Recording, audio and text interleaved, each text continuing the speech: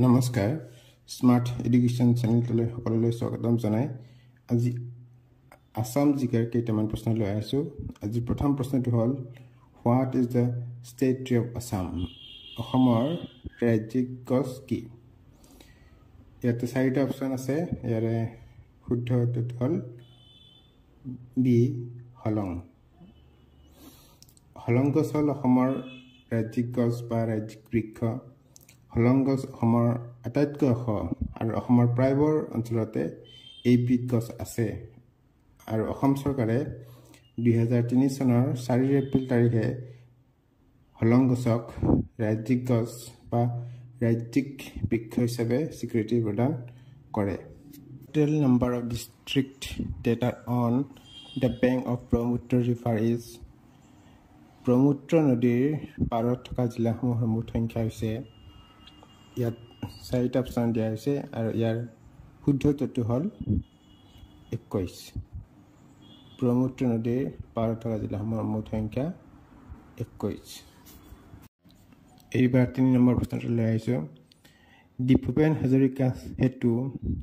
Dhola-Sadiya bridge is constructed over which river Bhupen Hazarika সেতু ধলাশদিয়া দলং কোনখন নদীৰ ওপৰত নিৰ্মাণ কৰা হৈছে ব্ৰহ্মপুত্ৰ বৰাক দিহাং লোহিত ইয়াৰে শুদ্ধ উত্তৰটো হ'ল লোহিত ভূপেন হাজৰিকা সেতু বা ধলাশদিয়া দলংখন অসমৰ তিনিচুকীয়া জিলাৰ শদিয়া আৰু ধলাক সংযোগ কৰা লোহিত নদীৰ ওপৰত নিৰ্মাণ কৰা হৈছে এই দলংখনে অসম আৰু অৰুণাচল প্ৰদেশৰ মাজত যোগাযোগ সহজ কৰি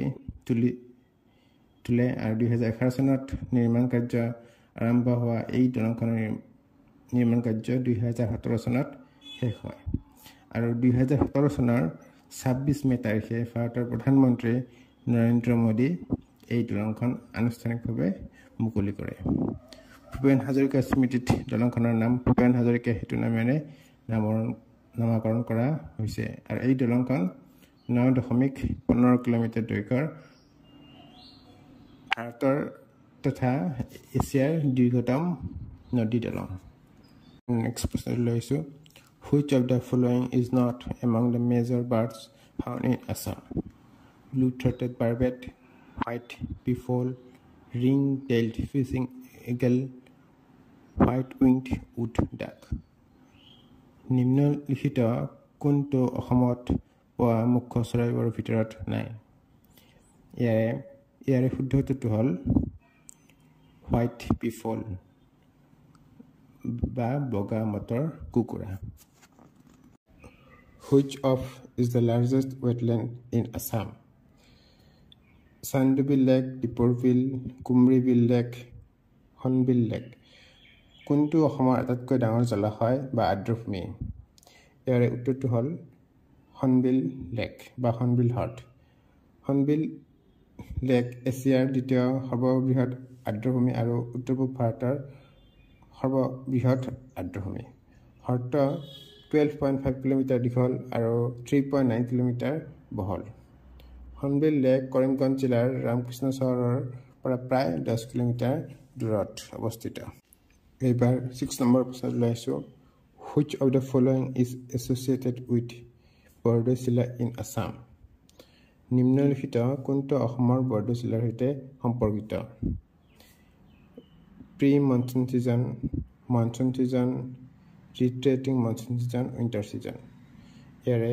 শুদ্ধ উত্তৰটো হ'ল প্ৰি মনসুন সিজন বা প্ৰাক মৌচুমী ঋতু শেষত আপোনালোকলৈ এটা প্ৰশ্ন এৰিছো প্ৰশ্নটো হ'ল নিম্নলিখিত কোনখন দেশৰ সৈতে অসমে আন্তৰ্জাতিক সীমা ভাগ বতৰা কৰে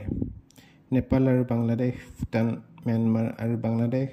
ভূটান আৰু বাংলাদেশ ভূটান নেপাল আৰু চীন এই প্ৰশ্নটোৰ উত্তৰ কমেণ্ট বক্সত দিয়ে যায়